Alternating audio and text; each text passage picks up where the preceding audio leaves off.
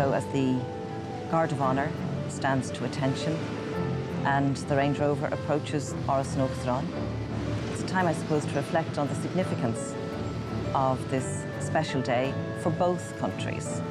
The first visit of a British monarch to the Republic of Ireland.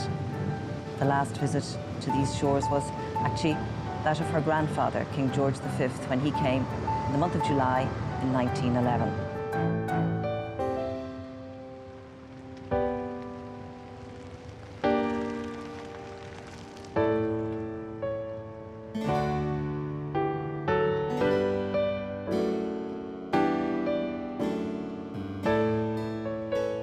Cuireann Uachtara na hÉireann, fáilte ribh bran rian na Breataine. Dr. Macalisa agus an Prince Philip in éanacht fell.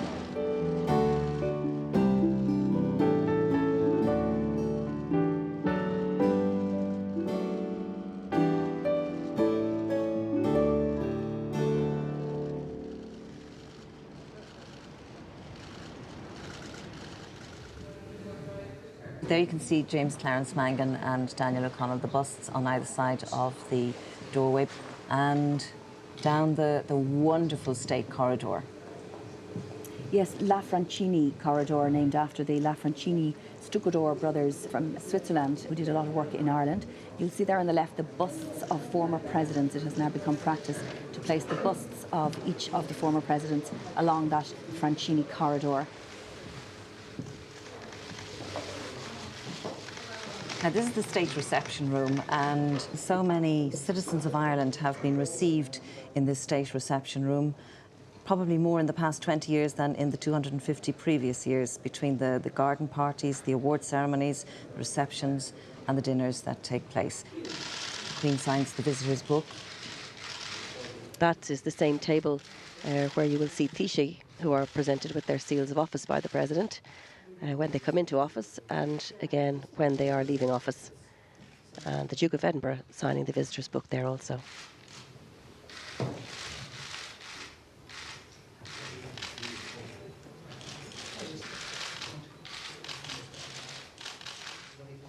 So now President McAleese and Queen Elizabeth are making their way back out through the entrance hall, and this is where the military honours will be rendered.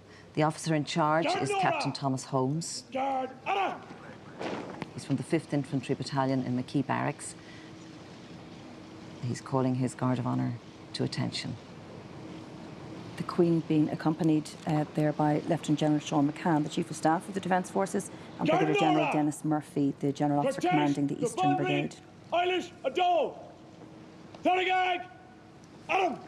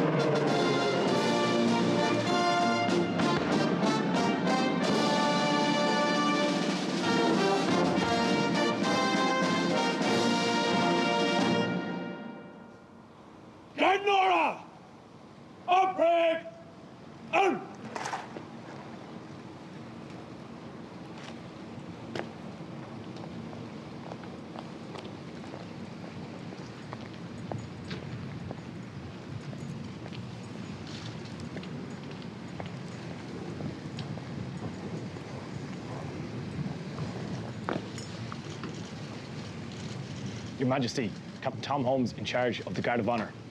The Guard of Honour is drawn from the 2nd Eastern Brigade, the Air Corps and the Naval Service. The Guard of Honour is ready for your inspection, Your Majesty.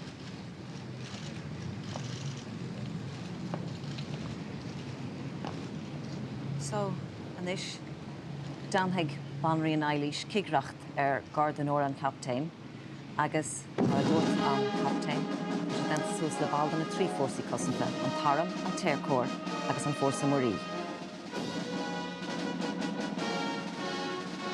And during the inspection of the Guard of Honour, the Army Band will play a piece that's specially commissioned by Bill Whelan for this occasion. It's called The Walk of a Queen.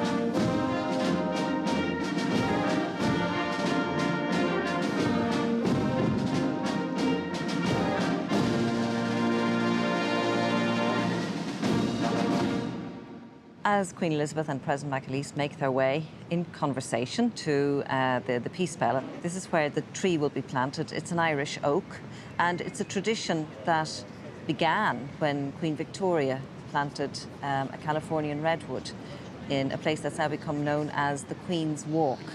It's very much a part of the experience of a visit to the Áras. The Peace Bell was put in place to mark the Good Friday Agreement. It was unveiled on the 21st of May 2008, the 10th anniversary of the Good Friday Agreement, something very close to the heart of President McAleese. And that's Robert Norris. He is the head gardener at Áras Uachtara, qualified from the Botanic Gardens in 1988. He's been the head gardener in Áras Uachtara for 7 years now, having a chat with Queen Elizabeth.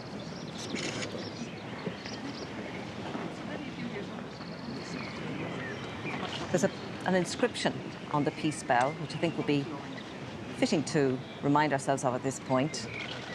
It says, "The only hope now is to tame our tongues, trim them to truth."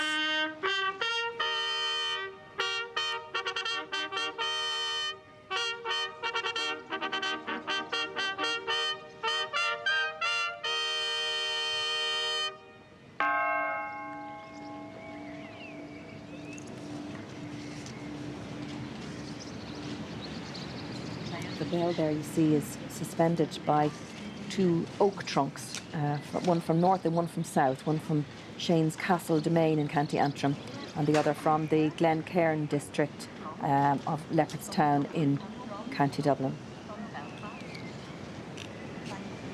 The sculpture is 2 metres high and is placed on a bed of quartz from Glendalough.